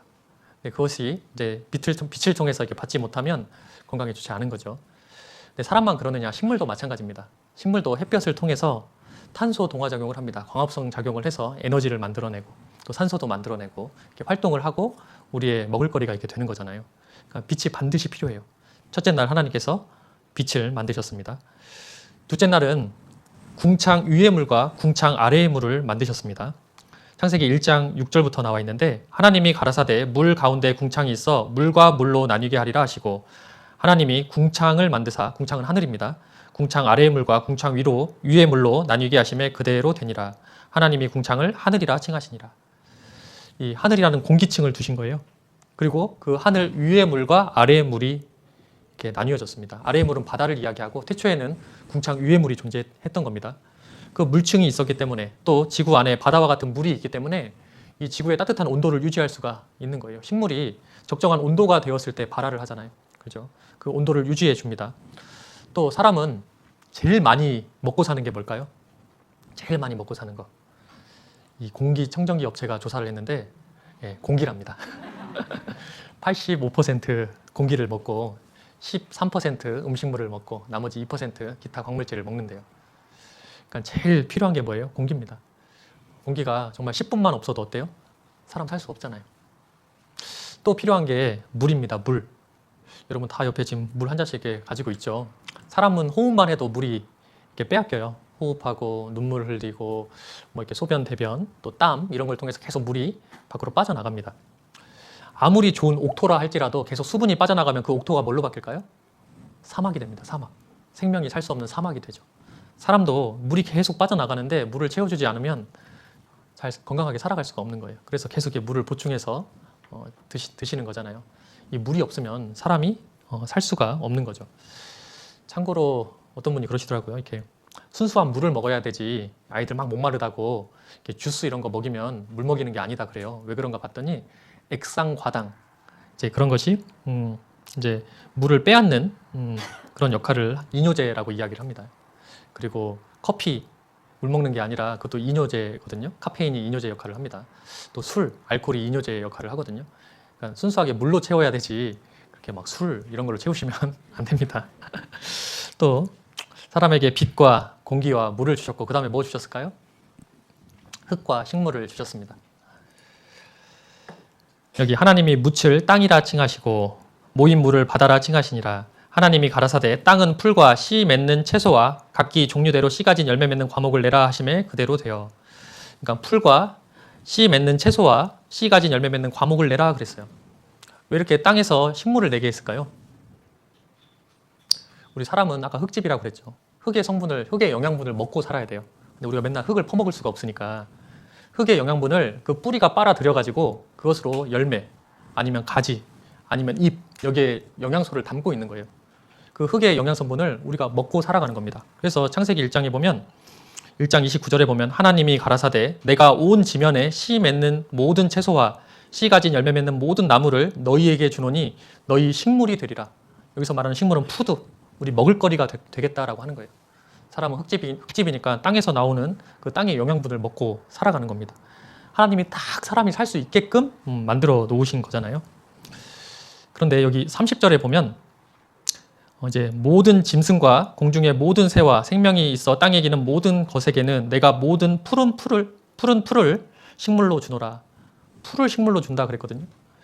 농사 지으시는 분들 보면 이 풀 때문에 고생 많이 하시잖아요. 그죠? 아유, 이 쓸데없는 풀을 왜 이렇게 만드셔가지고 이렇게 힘들게 하나 그러는데 사실 풀이 있어야 식물이 잘 자랍니다. 풀 밑에 뿌리에는요 미생물들이 있어요. 그 미생물들이 그 바깥의 공기를 무엇을 통해서 얻냐면 이 풀을 통해서 얻게 되거든요. 근데 이 미생물들은 어떤 역할을 하냐면 이 땅 속에 있는 영양 성분은 부용성입니다. 그러니까 물에 녹지 않는 성분이에요. 그것이 식물로 들어가서 이제 열매를 맺고 가지가 되고 잎이 돼서 그 영양소를 우리가 먹어야 되는데 불용성이니까 뿌리를 통해서 들어갈 수가 없는 거예요. 그런데 이 미생물들이 그 역할을 하는 겁니다. 그 역할을 해서 영양분들이 식물로 들어갈 수 있게끔 역할을 하죠. 그러려면 풀이 있어야 돼요. 근데 우리가 풀 죽이려고 어떻게 해요? 제초제 쓰잖아요. 그럼 풀만 죽는 게 아니라 풀 밑에 있는 그 미생물까지 다 죽게 돼요. 그럼 미생물들이 그 영양분을 식물에 공급을 하지 못하니까 식물이 잘 못 자라죠. 그럼 뭘 둘까요? 거기에 이제 질소 비료를 과다하게 주는 거예요. 잘 자라게 하려고 일부러 인공적으로. 그러니까 영양 불공급이 되고 우리에게 좋은 먹거리가 되는 것은 이제 아닌 거죠. 하나님이 주신 그대로 먹는 것이 필요합니다. 그러니까 성경에 나타난 그대로 우리에게 식물이 된다라는 것을 알 수 있죠. 여기 보세요. 내 몸을 살리는 식물 영양소. 이 식물에는요 사람이 먹을 수 있는 음식이 될 수 있는 것들이 많이 있습니다. 여기 보면 과일, 야채, 곡류와 같은 사용 식물들, 우리에게 에너지를 주는 식물들이 있고 또 치료를 목적으로 하는 약용 식물이 있고 맛과 향기를 내는 향신 식물이 있습니다. 이 식물이 굉장히 놀라운 게 뭐냐면 우리가 일상적으로 이렇게 활동을 하면 사람이 산화가 돼요. 이제 활성산소가 나옵니다. 일하고 난 찌꺼기가 나와요. 그 찌꺼기가 사실은 염증을 일으키게 되고 뭐 암이 있으면 진행을 빨리 하게 하고 노화를 촉진시키고 안 좋은 그런 것들을 작용을 하게 되는데 이 활성산소를 중화시키는 역할을 하는 게 뭐냐면 식물입니다. 식물은요 약 알칼리성을 가지고 있어요. 약 알칼리와 산성이 만나니까 중화가 되거든요. 그래서 우리가 건강한 삶을 살기 위해서는 하나님이 주신 그 식물을 먹고 사는 게 필요하죠. 여기 잠깐 영상 한번 보겠습니다.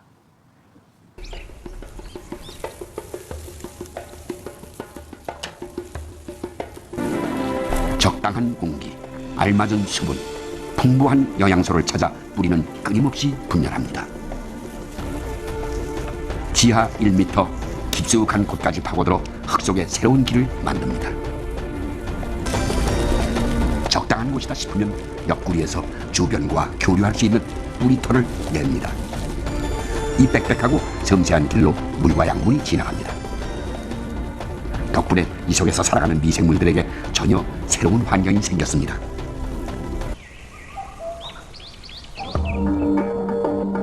뿌리에서 끌어올린 물은 엽록체에서 공기와 햇빛으로 합성하여 당류를 만들어냅니다.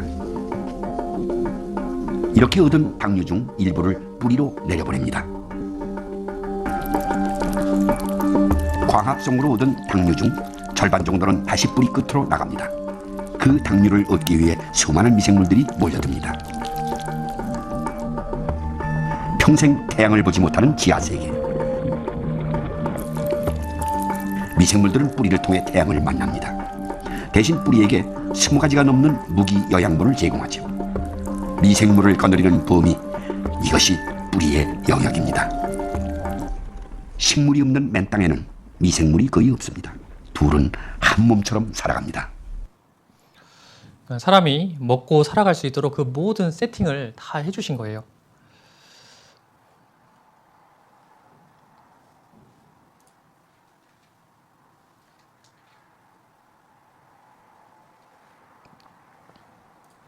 네, 그리고 식물을 주노라 했는데 그 식물을 먹을 수 있게 사람의 구조를 해놔야 될 거 아니에요. 그렇죠?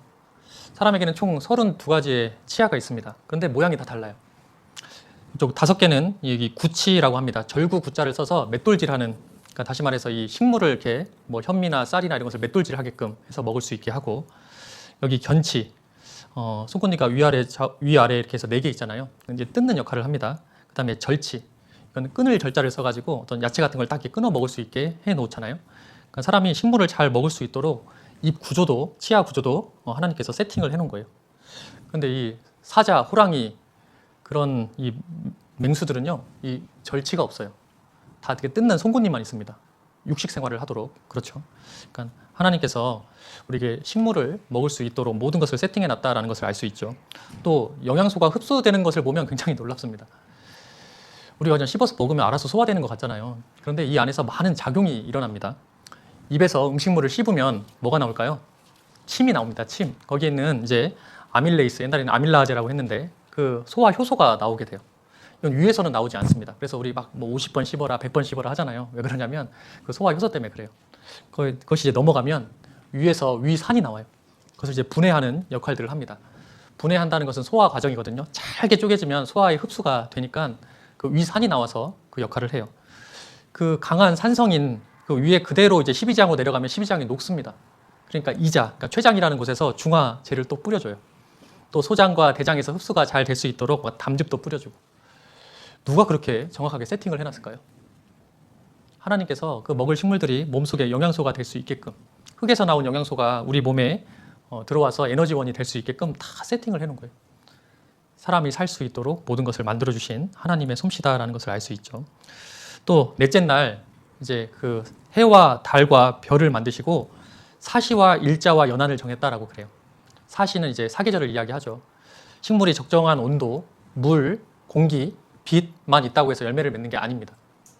이 봄, 여름, 가을, 겨울 또 낮과 밤이 계속 바뀌어야만 식물이 자랄 수 있어요. 예전에 이게 농촌에 가면 그 농사 짓는 곳에는 가로등이 많이 없습니다.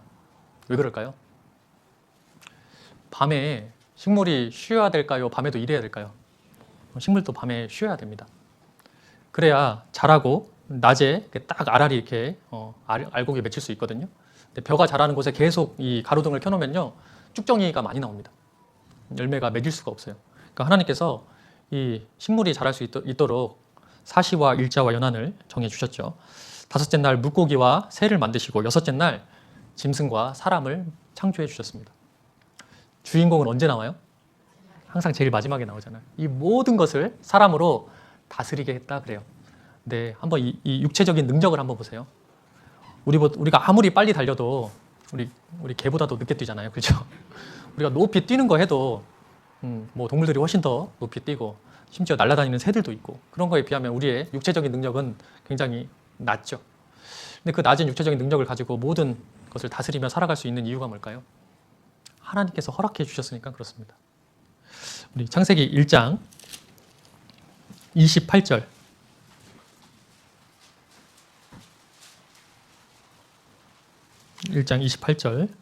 예. 제가 읽어보겠습니다. 하나님이 그들에게 복을 주시며 그들에게 이르시되 생육하고 번성하여 땅에 충만하라. 땅을 정복하라. 바다의 고기와 공중의 새와 땅에 움직이는 모든 생물을 다스리라 하시니라. 이 천지를 창조하시고 그 에덴 동산을 다스릴 수 있는 권한을 누구에게 주셨냐면 첫사람 아담에게 주신 거예요. 다스리라. 어떻게 창세기 1장 한 장만 오늘 배웠는데 어때요? 말씀 그대로 이루어지는 거 알 수 있겠죠. 하나님의 형상으로 사람을 창조했는데 사람에게 더 중요한 것은 영혼입니다. 그런데 하나님께서 말씀하시기를 나의 이 가죽 이것이 썩은 후에 내가 육체 밖에서 하나님을 보리라 라고 말씀하고 있습니다. 여기 이 가죽, 아까 흙으로 만든 이 몸이 썩은 후에 곧 죽은 후에 내가 육체 밖에서 하나님을 보리라. 그럼 육체 안에 있었던 나는 뭘까요? 영혼을 이야기하죠. 영혼. 사람이 죽으면 이 흙으로 만든 몸은 다시 흙으로 돌아갑니다. 근데 이 영혼은 죽지 않고 하나님께로 가게 되는 겁니다. 사람이 죽으면 이렇게 영혼이 빠져나와서 하나님께로 갑니다. 여러분 여기 맛있는 밤알이 보입니다. 밤 껍질 가져가시겠어요? 밤알 가져가시겠어요? 당연히 밤알 가져가시겠죠? 이 육체는 썩어질 것이고 우리 영혼을 하나님 앞에 우리 영혼이 사람이 죽으면 영혼이 하나님 앞에 가게 됩니다. 사람에게 진짜 영혼이 있을까요? 눈에 보이지 않기 때문에 영혼이 있습니다. 짠 이렇게 나타낼 수는 없지만 영혼의 작용들이 있습니다. 몸이 있는 증거가 뭐냐면 몸이 있으면 식욕, 성욕, 명예욕 이런 욕구가 나와요. 몸이 배고프니까 어때요? 먹어야 하잖아요. 그렇죠. 그런 욕구들이 나옵니다. 근데 사람에게는 영이 있습니다. 영이 있다는 것은 동물에게는 짐승에게는 영을 주지 않았거든요. 하나님의 형상으로 창조하지 않았거든요. 동물과 구분짓는 특징 하나가 바로 영인데 영이 있다는 증거가 뭐냐면 종교심이 있다는 거예요. 어떤 짐승도 하나님을 참는 짐승은 없어요. 기도하는 짐승은 없어요. 근데 이 사람은요. 정말 위급한 순간이 오면 하나님께 기도합니다. 하나님을 믿지 않는 사람도 응급실에 가서 내 아들, 내 딸이 큰 사고를 당해서 수술을 하면요. 제발 좀 살려달라고 두 손 모으게 되잖아요. 종교심이 있습니다. 역사학자였던 헤로도토스는 이렇게 이야기합니다. 많은 민족들을 봐왔는데 옷 없이 살아가는 민족도 있고 언어가 없이 살아가는 민족도 있고 집 없이 살아가는 민족들도 있는데 종교가 없이 살아가는 민족은 보지 못했다 그래요. 왜 그러냐면 본성적으로 종교심이 있기 때문에 그렇습니다. 또 영이 있다는 증거가 뭐냐면 양심이 있어요. 여러분 양심 있으세요? 네. 사람이 어떤 죄를 지으려고 하면 선과 악을 구분짓는 마음이 양심이기 때문에 마음에 찔림이 옵니다. 내 돈이 아닌데 뭔가 탁 해서 제 주머니에 딱 넣으면요. 괜히 누가 보고 있는 것 같고 누가 쳐다보고 있는 것 같고 하면서 막 두근두근 하는 마음이 있잖아요. 그래서 어떤 분은 양심의 무게가 내근이래요. 두근두근 한다고. 우리는 선과 악을 구분짓는 마음이 있습니다. 또 우리 속에는 영원히 살고자 하는 마음이 있습니다. 우리가 결혼할 때 어떤 반지 끼워주냐면 다이아 반지 끼워주잖아요. 광물 중에서 이렇게 변함이 없는 영혼을 나타내는 광물이 다이아몬드예요. 또 우리가 링 반지 끼워주잖아요. 링은 끝이 없어요. 계속 돌아요. 영혼을 이야기해요. 그래서 결혼할 때 내가 당신 지금 30살이니까 사람 80까지 산다고 하면 내가 50년 사랑할게 이렇게 이야기 안 하죠. 내가 영원히 사랑할게. 사람은 영혼을 사모하는 마음이 있습니다. 우리는 아까 노후만 준비할 게 아니라 우리가 병든 그것을 준비할 것이 아니라 더 중요한 사후 세계를 준비해야 됩니다. 하나님 만날 준비를 해야 되는 것입니다. 그래서 이제 5일 중에 하루가 지났습니다. 오늘은 창조의 사실을 통해서 성경이 사실이고 하나님이 살아계심을 생각해 보았습니다. 어떻게 성경 사실인가요? 네. 내일은 역사적인 측면에서 성경이 사실임을 또 생각해 보려고 합니다. 내일도 빠지지 말고 꼭 나와주세요. 네, 같이 기도하겠습니다.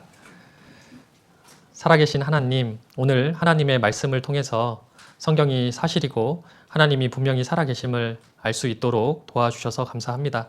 내일도 이 자리에 함께해서 하나님이 주시고자 하는 영생의 선물이 무엇인지 더욱 깊이 있게 생각해 볼 수 있도록 인도해 주옵소서. 마치고 돌아가는 발걸음 또한 안전히 지켜주시고 이 코로나 상황 가운데에서 또한 건강을 지켜주셔서 하나님 말씀 듣는데 어려움이 없도록 인도해 주옵소서. 예수님 이름으로 기도드렸습니다. 아멘. 네, 오늘 이걸